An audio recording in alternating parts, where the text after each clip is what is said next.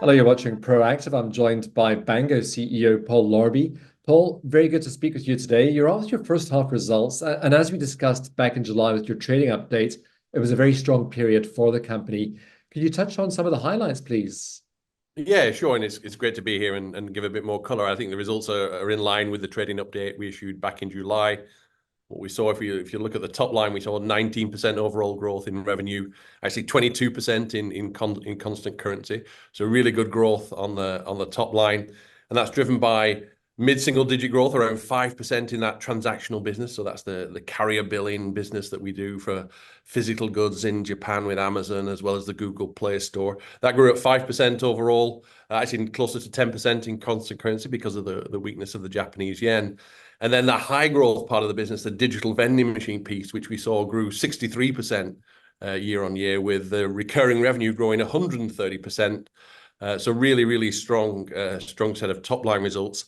And that's in a context where our expenses are decreasing. So we are in a nice situation where we're starting to see what we said would happen a few years ago when we did the DOCOMO Digital acquisition, where that top line growth is continuing to increase and the expenses are continuing to decrease. And you see that drop through into the EBITDA, which was 4.2 million higher than last year, a positive 4 million versus a 0.2 loss last year. And so really strong set of results. But what for us is always more exciting is not just what the last 6 months did, but the traction we've gained with the digital vending machine and the opportunity for the future. And of course, you signed up for new DVM customers over the period, 3 new DVM customers since then. So continuing that traction.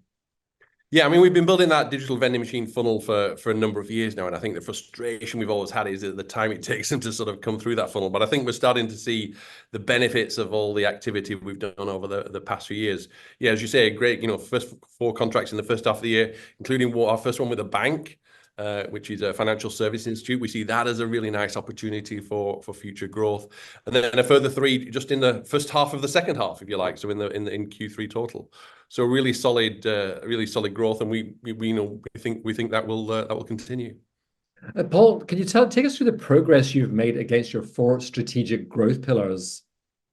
Yeah, I think so. In the results this time, we sort of lay out the sort of the 4 pillars of our growth, and it starts with sort of what we call a sort of expand, which is basically being the leading platform for bundling of subscriptions in the telco channel. And we've made, as we saw, really great progress in there. We see that in 2 ways. We see that in the number of new contracts that are coming through, but also in the growth of existing contracts. If you look at our recurring license revenue, we report now what we call net revenue retention. You see that went from up to 159%. So if you look at the customers we had 12 months ago and look at the customers we have now and do a ratio, it's 160%. So a good part of that recurring revenue growth coming from existing customers climbing through the tiers of the subscriptions. And this is not a traditional SaaS business where we have churn, right? We don't have any churn, right? We've had, in effect, some of the early customers actually renew their contract for a further 3 years, right? Showing the sort of the stickiness of the solution. So that change in revenue from existing customers that's measured by NRR is from the growth of existing customers climbing through the tiers and on bringing on new customers. And together, that's really sort of driving our growth in the telco space. So that's sort of what we call sort of expand. We then have sort of the explore pillar. That's all about identifying new opportunities outside of telcos. Financial services is a big focus for us. As I mentioned earlier, we signed the first bank in the first half of the year. And financial services are interesting because in many ways they share a lot of the same characteristics as a telco. They have a service that they want to differentiate, that they want to reduce churn, and they have ability to market to customers as well as to collect money from customers. And so very similar to telcos.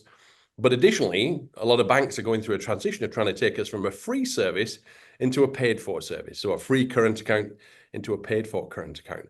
And so if we can at the same time, if the banks can use third-party subscriptions to help with that transition, then that's a great opportunity for banks. And it gets more engagement within the banking app. And all banks will tell you that the more you open your banking app, the more likely you are to take out other financial services. So that's the sort of explore phase.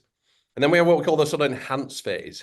If you look at where we sit as a platform, we sit between sort of merchants or content providers, the people who have the subscription services, the Netflixes, the Disney, the Uber, and people like that, and a channel who's distributing those. And obviously, we talked about that channel being telcos and moving into banks. So that's where the platform sits. And at the moment, we're paid in effect by the channel. It's the reseller that pays us. And we think a great opportunity is to to be able to use the value we have in the platform and the data we have in the platform to monetize both halves of the ecosystem. We started that with our eDisti proposal, which is where we add distribution on top of the technical integration. So as well as solving the technical friction, we can solve some of the commercial friction of bringing these deals to life by connecting the two halves together. I think we spoke about Disney and that actually not only literally a few weeks ago.